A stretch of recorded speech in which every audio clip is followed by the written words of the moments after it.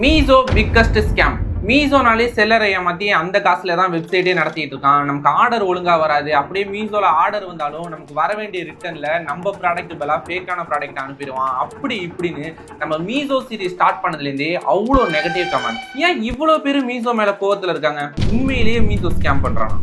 இதை பற்றி டீட்டெயிலாக பார்க்கறதுக்கு முன்னாடி கீழே ஹைப்னு ஒரு ஆப்ஷன் இருக்குல்ல, அதை மட்டும் கிளிக் பண்ணுங்க. நம்ம வீடியோ நிறைய பேருக்கு ரீச் ஆகிறதுக்கு ஹெல்ப் பண்ணும். லாஸ்ட் வீடியோவில் இ-காமர்ஸ் பிஸ்னஸ் வச்சு நம்மளால பணம் சம்பாதிக்க முடியுமா முடியாதாங்கிறத லைவா டெஸ்ட் பண்ணி பார்த்துருந்தோம் பேசிக்லேருந்து. அந்த வீடியோ நீங்கள் பார்க்கலன்னா அதை பார்த்துட்டு வந்து இதை பாருங்க, ஏன்னா அதோட கண்டினியூஷன் தான் இது.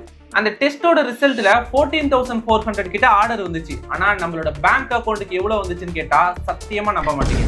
அதை பற்றி டீட்டெயிலாக தெரிஞ்சுக்கணும்னா நம்மளோட மீஷோ டேஷ்போர்டில் நமக்கு டோட்டலாக எவ்வளோ ஆர்டர் வந்திருக்குங்கிறத நம்ம பார்க்கலாம். இந்த மந்த் ஸ்டார்டிங்கில் தான் நம்ம இந்த சேலஞ்சே ஸ்டார்ட் பண்ணோம். அதுக்கு முன்னாடி இந்த அக்கௌண்ட் பெருசாக லைவ்ல இல்லைங்கிறத லாஸ்ட் வீடியோவில் நான் மென்ஷன் பண்ணியிருப்பேன். அதுபடி பார்த்தோன்னா நமக்கு ஜூன் 3ஆம் தேதி தான் ஆர்டர் வர ஸ்டார்ட் ஆயிருக்கு. அன்னைக்கு டோட்டலாக நமக்கு 6 ஆர்டர் வந்திருக்கு. நெக்ஸ்ட் டே 4 ஆர்டர், அதுக்கு அடுத்த நாள் 13 ஆர்டர். இதோட நம்ம சேலஞ்சை கம்ப்ளீட் பண்ணிடலான்னு அந்த வீடியோலேயே நான் இதை பாஸ் பண்ணியிருக்கேன்னு சொல்லியிருப்பேன். ஆனால் இந்த டேஷ்போர்டை பார்த்தீங்கன்னா அதுக்கு அடுத்த நாள்லையுமே 2 ஆர்டர் வந்திருக்கும். இது லாஸ்ட் டே 13 ஆர்டர் இருந்துச்சுல, இதோட லேபிள்லாம் பிரிண்ட் அவுட் எடுத்துட்டு பேக் பண்ணி ரெடியாக வச்சிருக்கேன். ஆனால் மீஷோ டெலிவரி டீம்லேருந்து யாருமே வந்து என்னோட ப்ராடக்ட்டை எடுத்துகிட்டு போகல. இந்த பக்கம் நான் மீஷோ செல்லர் சப்போர்ட் டீமாக கான்டாக்ட் பண்ணிக்கிட்டே இருக்கேன். இந்த மாதிரி என்னோட ப்ராடக்ட்லாம் பேக் பண்ணி வச்சுட்டேன், யாருமே எடுத்துகிட்டு போகல அப்படிங்கிற மாதிரி கண்டினியூவாக நான் டிக்கெட்டும் ரைஸ் பண்ணிக்கிட்டே இருக்கேன். எதனால டிக்கெட் ரைஸ் பண்ணனா, ஒரு பக்கம் நமக்கு ஆர்டர் வந்து கேன்சல் ஆனிச்சுன்னா மீஷோ நம்மள்ட்ட பெனால்ட்டி சார்ஜஸ் போடுவான். ஏன்னா நம்ம தான் அந்த ப்ராடக்ட் அனுப்பலன்னு நம்ம மேலே தப்பை கொண்டுட்டு வந்துட்டு அவனோட பெனால்ட்டி சார்ஜஸ் மட்டும் வாங்கிப்பான். ஆனால் இந்த இடத்துல நான் ஃபேஸ் பண்ண பெரிய இஷ்யூ என்னன்னா, மீஷோ செல்லர் சப்போர்ட் டீம்ல உண்மையிலேயே யாராவது வேலை பார்க்குறாங்களா இல்லை ஏஐ பாட்டை மட்டும் தான் நம்பியிருக்காங்களான்னு தெரியல. நீங்க வேணா ஒரு எக்ஸாம்பிளுக்காக மீஷோல ஏதாவது ஒரு இஷ்யூன்னு செல்லர் சப்போர்ட் டீமை கான்டாக்ட் பண்ணுங்களேன். டிஃபால்ட்டா உங்களுக்கு ஒரே மாதிரியான மெசேஜ் தான் வரும். உங்களோட பிரச்சனை சரியானாலும் ஆகலைனாலும் உங்களுக்கு பிரச்சனையே கிடையாது. ஆட்டோமேட்டிக்கா நெக்ஸ்ட் அந்த டிக்கெட் க்ளோஸ் ஆயிடும். ஓகே, வீடியோ ஸ்டார்டிங்லேயே மீஷோ பத்தி புலம்ப வேணாம். இந்த மாதிரி டெலிவரி டீம்லேருந்து யாருமே எடுக்க வராததுனால என்னோட 2-3 ஆர்டர் ஆட்டோமேட்டிக்கா கேன்சல் ஆயிடுச்சு. நான் மீஷோல செல்லர் சப்போர்ட் டீமை கண்டினியூவா கான்டாக்ட் பண்ணதுனால இந்த பெனால்ட்டி சார்ஜஸ் வராம நான் தப்பிச்சிட்டேன். சரி, நம்மளோட சேலஞ்சை வேற நம்ம கம்ப்ளீட் பண்ணலேன்னு நெக்ஸ்ட் டே இன்வென்டரியை மட்டும் தான் நான் ரீஸ்டார்ட் பண்ணேன். அட்வர்டைஸ்மெண்ட்டை நான் ஆன் பண்ணவே இல்லை. ஆட்டோமேட்டிக்கா எனக்கு நெக்ஸ்ட் டே பார்த்தோம்னா ஆல்மோஸ்ட் ஒரு 3 ஆர்டர் கிட்ட வந்துருந்துச்சு. அதுக்கு அடுத்த நாளும் இன்வென்டரி லைவ்ல தான் இருந்துச்சு. ஒரு ஆர்டர் வந்தது. அதோட கேன்சல் ஆனாலும் பிரச்சனை இல்லைன்னா நான் அந்த சேலஞ்சை கம்ப்ளீட் பண்ணி முடிச்சிட்டேன். நமக்கு வந்திருக்கிற 27 ஆர்டரையும் நம்ம சக்சஸ்ஃபுல்லா ப்ராசஸ் பண்ணிட்டோமான்னு கேட்டோம்னா அதுதான் இல்லை. இங்கேதான் மீஷோ பெரிய ட்விஸ்டே வச்சிருக்கான். எனக்கு வந்திருக்கிற 27 ஆர்டர்ல 6 ஆர்டர் கிட்ட கேன்சல் ஆயிடுச்சு. 3 ஆர்டர் வந்து நான் அந்த கொரியர் இஷ்யூனால கேன்சல் ஆயிடுன்னு சொன்னா, பேலன்ஸ் இருக்கிற 3 ஆர்டர் வந்து எனக்கு லேபிள் ஜெனரேட் ஆகல. அப்புறம் ஒரு சில ஆர்டர்ஸ் வந்து ஆட்டோமேட்டிக்கா கஸ்டமரே கேன்சல் பண்ணிட்டாங்க. இந்த மாதிரி இஷ்யூனால டோட்டலா 6 ஆர்டர் கிட்ட கேன்சல் ஆயிடுச்சு. இப்போ நம்ம கையில இருக்கிறது வெறும் 21 ஆர்டர்ஸ் மட்டும்தான். இந்த 21 ஆர்டர் ஏதாச்சும் கரெக்டா கஸ்டமர்கிட்ட ஷிப் பண்ணியான்னு கேட்டா, இங்கதான் மீஷோ இன்னொரு ட்விஸ்ட் வச்சிருக்கான். அதுதான் ரிட்டர்ன். இப்போ இந்த ரிட்டர்ன் எல்லாத்துக்குமே மீஷோ தான் காரணமா நம்மளை ஸ்கேம் பண்றான்னு தெரிஞ்சுக்கிறதுக்கு அந்த ரிட்டர்னை இன்னுமே டீட்டெயிலாக நம்ம அனலைஸ் பண்ணணும். இப்போ இந்த மீஷோட ரிட்டர்ன் ரிப்போர்ட்டை பார்த்தீங்கன்னா எனக்கு வந்திருக்கிற 6 ரிட்டர்ன் இருக்குல்ல, அதில் 5 ரிட்டர்ன் வந்து ஆர்டிஓ.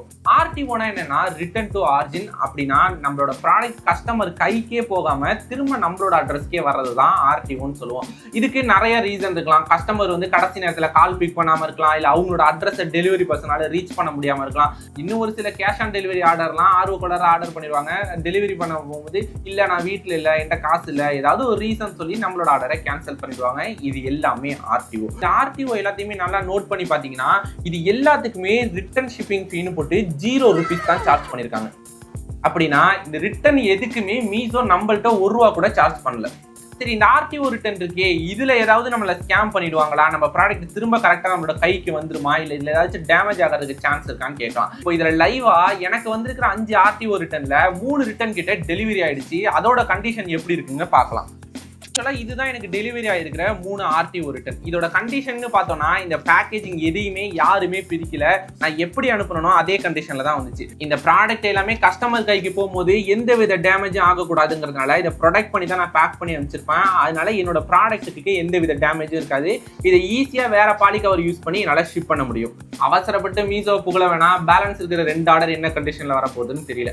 ஓகே, இப்போ நம்ம மெயினான மேட்டருக்கு வருவோமா? நமக்கு வந்திருக்கிற 6 ரிட்டர்ன்ல 5 ரிட்டர்ன் ஆர்டிஓ ரிட்டர்ன் சொல்லிட்டோம். அதோட கண்டிஷனையும் நமக்கு டெலிவரி ஆன ப்ராடக்ட்டை காட்டிட்டோம்.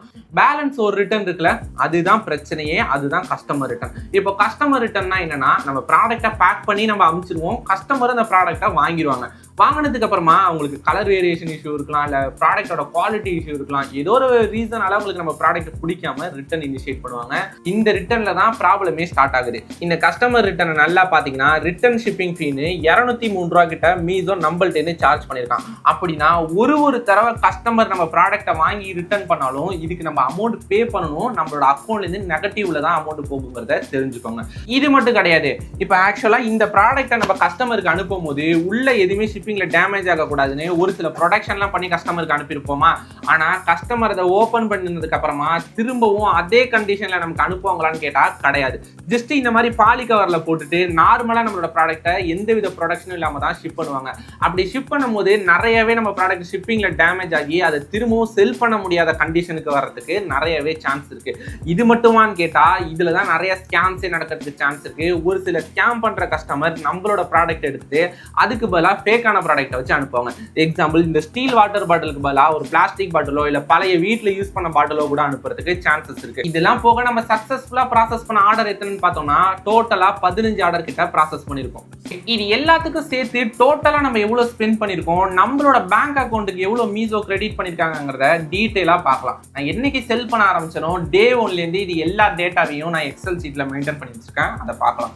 டோட்டலா நமக்கு வந்திருக்கிற ஆர்டர் 27. அதுல நம்ம சொன்ன மாதிரி கேன்சல் நம்ம ஷிப் பண்றதுக்கு முன்னாடியே 6 ஆர்டர் கேன்சல் ஆயிடுச்சு. அதுக்கப்புறமா நமக்கு 6 ரிட்டர்னும் வந்துருச்சு. இதெல்லாம் போக டோட்டலா 15 ஆர்டர்ஸ் கிட்ட நம்ம ஷிப் பண்ணிருக்கோம். இந்த 15 ப்ராடக்ட்டை வாங்குறதுக்கு நம்ம டோட்டலா எவ்வளவு செலவு பண்ணிருக்கோம்னா லாஸ்ட் வீடியோல சொன்ன மாதிரி ஒரு பாட்டிலோட காஸ்ட்னு பார்த்தோம்னா 130-140 ரூபீஸ் கிட்ட வந்துச்சு. எனக்கு 2 பாட்டில் காம்போ நம்ம செல் பண்ணதுனால எனக்கு ஷிப்பிங் சார்ஜஸ் எல்லாம் சேர்த்து ஆல்மோஸ்ட் 280 ரூபீஸ் கிட்ட ஒரு ப்ராடக்ட் வந்துச்சு. இதை தாண்டி நமக்கு வேற எதுவும் எக்ஸ்பென்சஸ் இல்லையான்னு கேட்டா ஒரு ப்ராடக்ட்டையும் நம்ம பேக் பண்ணி தான் கஸ்டமருக்கு அனுப்புவோம். ஆக்சுவலா நமக்கு வந்திருக்கிற ஆர்டரை இந்த மாதிரி பாலி கவர் யூஸ் பண்ணி, இது உள்ள இருக்கிற டேப் யூஸ் பண்ணி, இல்லைன்னா இந்த மாதிரி நமக்கு ஷிப்பிங் லேபிள் பிரிண்ட் அவுட் எடுக்கிறது, இது எல்லா எக்ஸ்பென்சஸையும் நம்ம ஆட் பண்ணி தான் ஆகணும். இந்த பாலி கவரோட காஸ்ட்னு பார்த்தோம்னா ஆல்மோஸ்ட் ஒரு 5 ரூபீஸ் கிட்ட இருக்கும். இந்த பிரிண்டிங் காஸ்ட், டேப் காஸ்ட் இதெல்லாம் சேர்த்தோம்னா ஒரு ப்ராடக்ட்டுக்கு அப்ராக்சிமேட்டா 10 ரூபா கிட்ட நமக்கு பேக்கேஜிங்க்கு செலவாகும். Next advertisement. நம்ம மீசோல ப்ராடக்ட்டை லிஸ்ட் பண்ண உடனேலாம் நமக்கு ஆர்டர் வரல. நம்மளும் நிறைய ஸ்ட்ராட்டஜிலாம் ட்ரை பண்ணி பார்த்தோம். ஏன் இன்ஸ்டாகிராம்ல ரீல்ஸ் கூட கிரியேட் பண்ணி பார்த்துட்டு அது ஆல்மோஸ்ட் 10 to 12,000 வியூஸும் வந்துச்சு. அப்போ கூட எனக்கு ஒரு ஆர்டர் கூட ஜெனரேட் ஆகல. எப்போ நான் மீசோ அட்வர்டைசிங் டேப்ல அட்வர்டைஸ்மெண்ட் ஆன் பண்ணணும் அதுக்கு நெக்ஸ்ட் டேல தான் எனக்கு ஆர்டர் வரவே ஸ்டார்ட் ஆயிடுச்சு.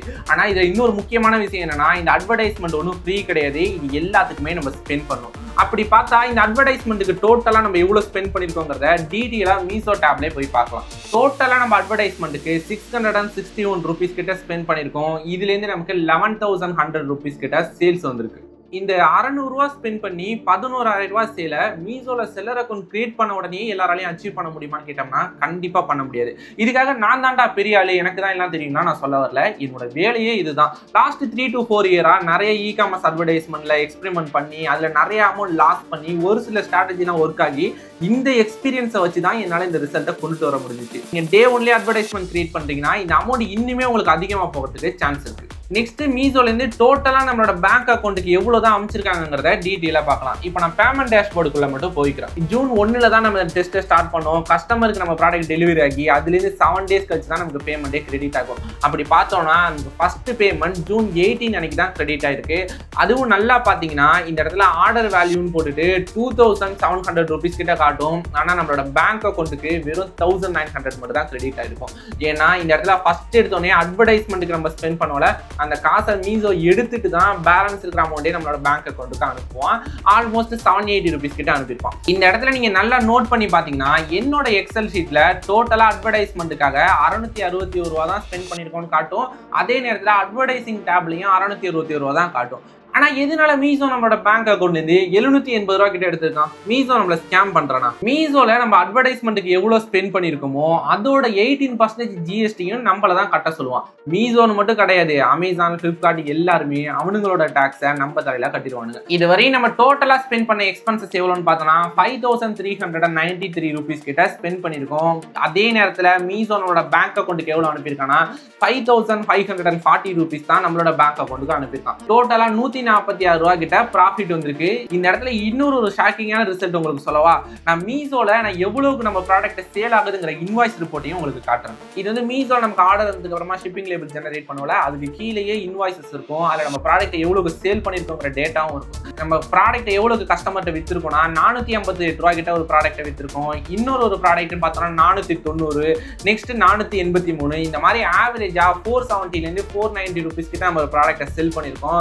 ஆல்மோஸ்ட் 500 ரூபானே நம்ம ரவுண்டா வச்சுப்போம். 500க்கு செல் பண்ண ஒரு ப்ராடக்ட்டுக்கு 10 ரூபா தான் நமக்கு ப்ராஃபிட் வருது. இது எல்லாமே ஆல்ரெடி நான் எக்ஸ்பெக்ட் பண்ணதுதான். நான் என்ன நினைச்சேன்னா இந்த ரிசல்ட்ல நமக்கு நெகட்டிவ் பேலன்ஸ் வரும், நம்ம லாஸ் பண்ணிருப்போம்னு நினைச்சேன். ஆனா பாசிட்டிவ்ல வந்துருக்கு. லாஸ் ஆகும் தெரிஞ்சு ஏன் இந்த ப்ராடக்ட்டை செல் பண்ணன்னு கேட்டீங்கன்னா உங்க எல்லாருக்கும் அவேர்னஸ் கிரியேட் பண்ணதான். ஏன்னா நிறைய பேர் என்கிட்ட கேட்கிற டவுட் என்னன்னா, மீஷோல நான் ப்ராடக்ட் வந்து 200-300 ரூபீஸ் கிட்ட செல் பண்றேன், ஆனா என்னோட காம்படிட்டர் எல்லாருமே 150 ரூபீஸ்க்கோ 99 ரூபீஸ்க்கோ செல் பண்றாரு, நானும் என்னோட பிரைஸை குறைக்க போறேன்னு சொல்றீங்க. இப்போ நான் 500 ரூபாய்க்கு செல் பண்ண ப்ராடக்ட்டுக்கு நான் அட்வர்டைஸ்மெண்ட் அது இதெல்லாம் போக ஜஸ்ட் 10 ரூபா தான் என்னோட ப்ராஃபிட் வருது. இதே ஒரே ஒரு கஸ்டமர் ரிட்டர்ன் மட்டும் எக்ஸ்ட்ரா வந்துருந்துச்சுன்னா நம்ம கண்டிப்பா லாஸ்ல தான் போயிருந்திருப்போம். நிறைய பேர் மீஷோல 200 ரூபீஸ்க்கோ 300 ரூபீஸ்க்கோ ப்ராடக்ட்லாம் செல் பண்ணீங்கன்னா உங்களோட ப்ராஃபிட்டும் இவ்வளோ கம்மியாக தான் இருக்கும். இப்படி இருக்கும் போது உங்களுக்கு ஒரு ரிட்டர்ன் எக்ஸ்ட்ரா வந்தா கூட உங்களோட ப்ராஃபிட் எல்லாமே போய் உங்களோட அக்கௌண்ட் நெகட்டிவ்ல தான் இருக்கும். இந்த வீடியோக்கு மட்டும் ஒரு 3000 லைக் கொண்டுட்டு வாங்க, லைவா 1 லேக் மீஷோல அச்சீவ் பண்ண முடியுதான்னு டெஸ்ட் பண்ணி பார்க்கலாம். ஃபைனலா என்னோட கருத்து என்னதான் கேட்டீங்கன்னா, மீஷோலையும் நிறைய ப்ராப்ளம் இருக்கு. நமக்கு வந்திருக்கிற ஆர்டரை கரெக்டா லேபிள் ஜெனரேட் பண்ண முடியாது, அட்வர்டைஸ்மெண்ட்ல நிறையவே இஷ்யூஸ் ஃபேஸ் பண்ணுவோம், அந்த அளவு பெரிய டேட்டாஸ் எதுவுமே இருக்காது. நமக்கு ரிட்டர்ன் வந்தா கூட நிறையவே ஃபேக் ரிட்டர்ன் வரதுக்கு சான்சஸ் இருக்கு, நிறைய கொரியர் ரிட்டர்ன் வரும். இது எல்லாமே ப்ராப்ளமா கொண்டுட்டு போய் நம்ம மீஷோ செல்லர் சப்போர்ட் டீம் கேட்டோம்னா அவன் எந்தவித ரெஸ்பான்ஸுமே பண்ண மாட்டான். ஏன்னா எனக்கு தெரிஞ்சு மீஷோ செல்லர் சப்போர்ட் டீம்ல யாருமே ஒர்க் பண்ணலன்னு நினைக்கிறேன். இந்த மாதிரி இவ்வளோ ப்ராப்ளமும் இருக்கு. ஆனா நம்ம பிகினரா இ காமர்ஸ் பிசினஸ்க்குள்ள வரோம்னா நம்மளால ஃப்ரீயாவே ஒரு செல்லர் அக்கௌண்ட் கிரியேட் பண்ணிக்க முடியும், எத்தனை ப்ராடக்ட் வேணாலும் லிஸ்ட் பண்ணிக்க முடியும். உங்களுக்கு பெருசா நாலேஜ் இருக்கணும்னு தேவை கிடையாது. ஜஸ்ட் உங்களோட ப்ராடக்டோட இமேஜும் பேசிக்கான இன்ஃபர்மேஷன் மட்டும் இருந்தாலே போதும், சக்சஸ்ஃபுல்லா உங்களால ஒரு லிஸ்டிங்கே கிரியேட் பண்ணிக்க முடியும். அமேசான், ஃபிளிப்கார்ட் அளவு காம்ப்ளிகேட்டட் கிடையாது. ஒரு ரேண்டமான ப்ராடக்ட்டை சூஸ் பண்ணி 1 வீக்ல என்னாலே ஆர்டர் வர வைக்க முடியுதுன்னா கொஞ்சம் டீப்பா ரிசர்ச் பண்ணீங்கன்னா உங்களால முடியாதா? இந்த இடத்துல இருக்கிற பெரிய பிரச்சனை நான் என்ன பாக்குறேன்னா, கரெக்டா கால்குலேஷன் பண்ணாததுதான். நம்ம ப்ராடக்ட்டை நம்ம எவ்வளவுக்கு வாங்குறோம், எவ்வளவுக்கு விற்கிறோம், நம்மளோட ப்ராஃபிட் எவ்வளோ, இதுல இருந்து நம்ம எவ்வளவு அட்வர்டைஸ்மெண்ட்டுக்கு ஸ்பெண்ட் பண்ண முடியும், இது எல்லாத்தையும் கரெக்டா அனலைஸ் பண்ணி அந்த அமௌண்ட்டை மட்டும் தான் நம்ம ஸ்பெண்ட் பண்ணி தவிர அதை தாண்டி நம்ம 1 ரூபா கூட ஸ்பெண்ட் பண்ணக்கூடாது. இதையும் தாண்டி நமக்கு ஒரு சில கஸ்டமர் ரிட்டர்ன் வரலாம், ஏன் நம்ம ப்ராடக்ட்டே டேமேஜ் ஆகி வரலாம், அதனால சேஃப்டி கிளைம் கூட நம்மளால பண்ண முடியாம போகலாம். இந்த மாதிரி ஒரு சில இஷ்யூக்கு பயந்துகிட்டு நம்ம இ காமர்ஸ் பிசினஸ் பண்ணாமே இருக்க முடியுமா? இப்ப நமக்கு ஒரு 10 ஆர்டர் வந்தா ஒரு ரிட்டர்ன் வருமா? இந்த ஒரு ரிட்டர்ன் நம்மளால செல் பண்ண முடியாம ஒரு ஃபேக்கான ப்ராடக்ட்டே வருதுன்னு வச்சுப்போம். இதை நம்ம லாஸா கன்சிடர் பண்ணாம நம்ம ஒரு ப்ராடக்ட் செல்லிங் காஸ்ட் இருக்குல்ல, அதை விட ஒரு 50 ரூபீஸ் நம்ம எக்ஸ்ட்ரா வச்சுக்கலாம். ஒரு ப்ராடக்ட்டை 500 ரூபீஸ்க்கு செல் பண்றோம்னா இதுக்கப்புறம் நம்ம 550 ரூபீஸ்க்கு செல் பண்ண போறோம். எக்ஸ்ட்ரா செல் பண்ற அந்த 50 ரூபீஸ் நம்ம ப்ராடக்ட் டேமேஜ் ஆனாலும் சரி, இந்த மாதிரி ரிட்டர்ன் வந்தாலும் சரி, இதுல இருந்தாலும் நம்மள ஈஸியா ப்ரொடக்ட் பண்ணும். இது எல்லாமே இந்த 1 வீக்ல நான் ஃபேஸ் பண்ணதை வச்சு மட்டும் தான் ஷேர் பண்ணியிருக்கேன். மற்றபடி மீஷோ ப்ரொமோட் பண்ணணும், அமேசான், ஃபிளிப்கார்ட்டை ப்ரொமோட் பண்ணணும் எனக்கு எந்தவித தேவையுமே கிடையாது. இதை தாண்டி நான் ஏதாவது இந்த வீடியோவில் மிஸ் பண்ணியிருந்தாலோ இல்லை நீங்க ஏதாவது வேற ப்ராப்ளம் ஃபேஸ் பண்ணாலோ அதை கண்டிப்பா கமெண்ட் செக்ஷன்ல மென்ஷன் பண்ணுங்க. நெக்ஸ்ட் வீடியோல கண்டிப்பா இதை பத்தி நம்ம டிஸ்கஸ் பண்ணுவோம். இந்த வீடியோட கோல் எந்தவித ப்ராப்ளமும் இல்லாம இ காமர்ஸ் பிசினஸ் பண்ணுங்கிறதா. இந்த மாதிரி ரியலான டேட்டாலாம் நீங்க தெரிஞ்சுக்கணும்னு நினைச்சீங்கன்னா ஜஸ்ட் அந்த சப்ஸ்கிரைப் மட்டும் பண்ணிருங்க.